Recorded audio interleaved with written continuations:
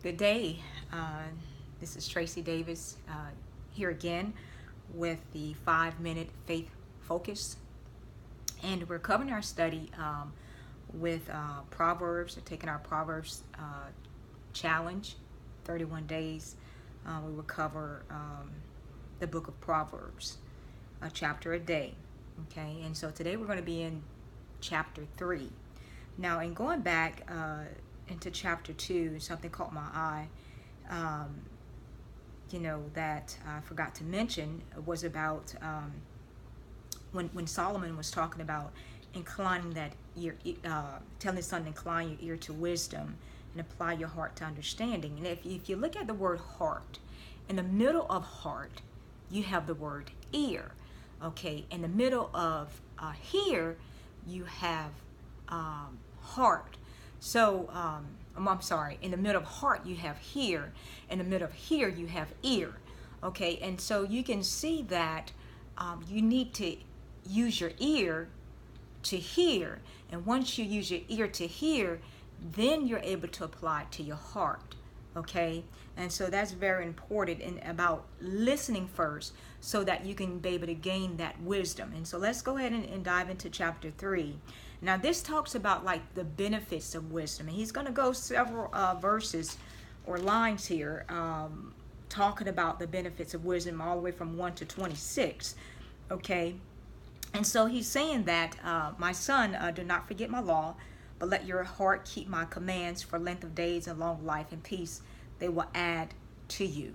It's so important that we remember the laws of God, and those things keep us on a straight and narrow. Okay, you have to have laws in order to have order and to have peace. Okay, and that's why we have laws of the land that we must follow, because it keeps order and peace in society. And so whenever we violate those laws, then we violate our own peace, and we violate the peace in our society. Okay, and so now you have and so if you notice that by your keeping the commands, you're going to have a long life. And you notice, that people who don't keep the commands and stuff like that, not all people who die young is a result of not keeping the commands of God. But for the most part, those who don't follow commands of God in, destruction is there waiting for you. Okay, and then so now let's go into 3. It says, let not mercy and truth forsake you, bind them around your neck, write them on the tablet of your heart, and so find favor and high esteem in the sight of God and man.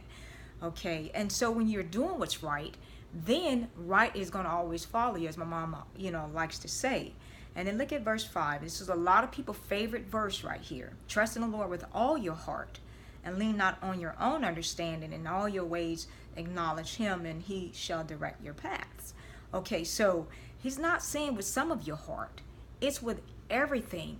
Everything that you have invested in you, you have to put your trust in God. And some preachers like to say trust is total reliance upon a supernatural truth. I mean, we have to rely on God for everything. Okay, there's nothing that we need to do in and out of our day that we don't need God. We need God for everything that we have to do. And when we go outside of God and then start doing things on our own, leaning to our own understanding, and that's when we lose that wisdom that we should have obtained from the Lord. Okay, and look at verse 7. It says, do not be wise in your own eyes, fear the Lord and depart from evil. It will be health to your flesh and strength to your bones. Again, these things is about not just relying on our own wisdom. Okay, we have to rely on the wisdom of God. It is so imperative that we do that. Honor the Lord with your possessions. That's important. Whenever God blesses you with something, it's not just for you. He blesses us with things so that we can be a good steward over it, and then that we have to be able to give back the portion that he has given us. Okay, and so let's look at 11. My son, do not despise the chastening of the Lord, nor detest his correction. For whom the Lord loves, he corrects, just as a father the son in whom he delights.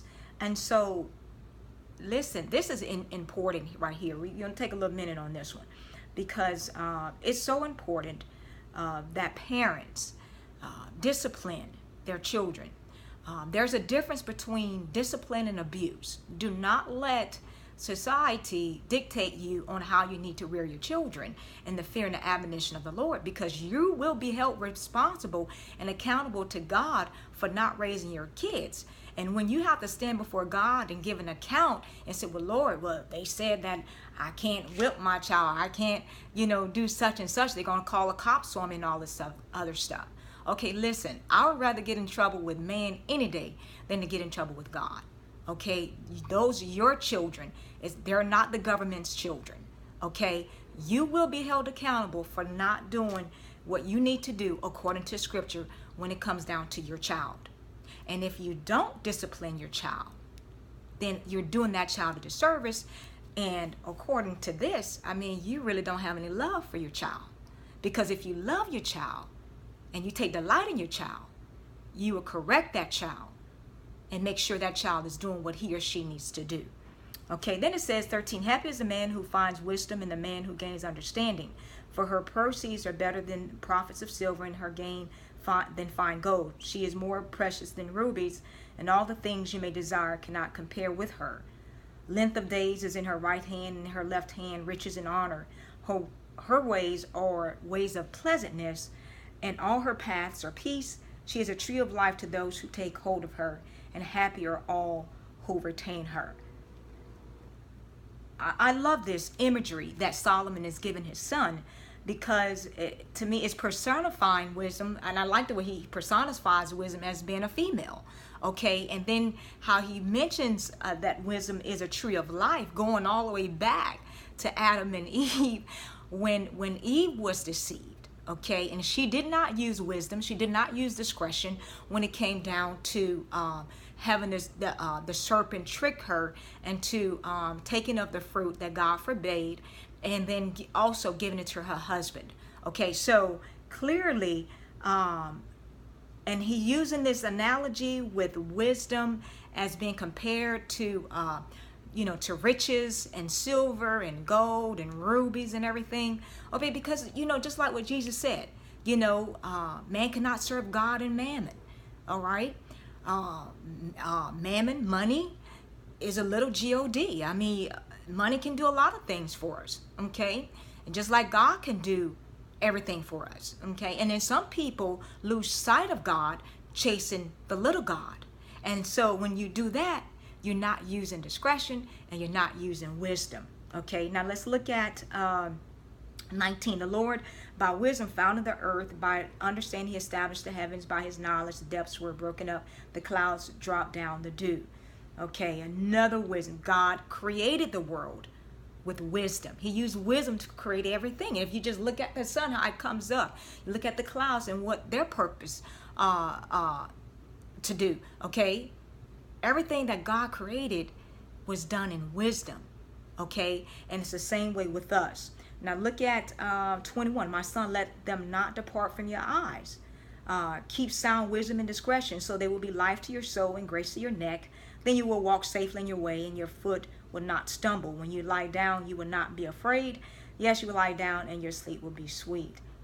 Do not be afraid of sudden terror, nor of trouble from the wicked when it comes, for the Lord will be your confidence and will keep your foot from being caught. And I love how Solomon now went from the ear to now using what? The eyes. Okay, so he's using the eyes and saying that, now you had the ear, got into your heart.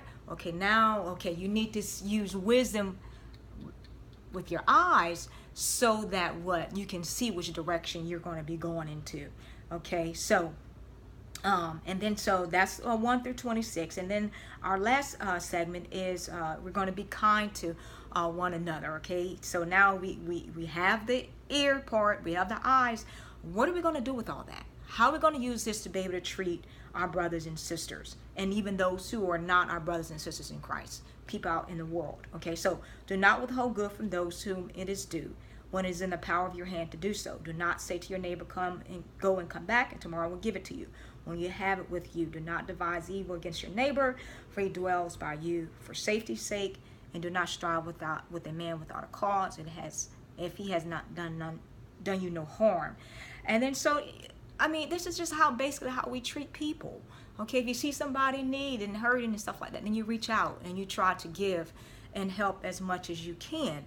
Okay, and then it's in 30, it says, do not strive with a man without a cause. You know, you have some people that really, really don't like other people. And they don't even know why they don't like other people. But they're just like, I don't like her. I don't like him. Just like for no reason at all. Okay? That's not right. Do not strive with a man without a cause if he has done you no harm. If they didn't do you anything, why you don't like them? Duh. I mean, that's silly. Okay? And look at 31. Do not envy the oppressor and choose none of his ways. Now listen, when people put down on you, just let it go. Man, I know it hurts. I know it hurts. But just let it go. Just let it all go. For the perverse person is an abomination to the Lord, but his secret counsel is with the upright. And so the thing about it is, what Solomon is trying to say is that when people do you dirty, when people talk about you and do all kind of things, you haven't done them anything. Just let it go, because God is in control. He's watching. He sees. Now, if we take matters into our own hands and say, well, I'm going to get that person back or whatever, then we're no better than them. We're not letting God fight our battles. Okay, so this is what he said, because this is what's going to happen to those who continue to do wickedness. The curse of the Lord is on the house of the wicked, but he blesses the habitation of the just. Surely he scorns the scornful, but gives grace to the humble. The wise shall inherit glory, but shame shall be the legacy of fools. So continue doing what you're doing. Do not give up. Do not let people, what they do, swallow you into something, a hole that you can't get out of. Okay? So that's Proverbs chapter 3. We'll be in chapter 4 on tomorrow, Lord's willing. Take care and God bless.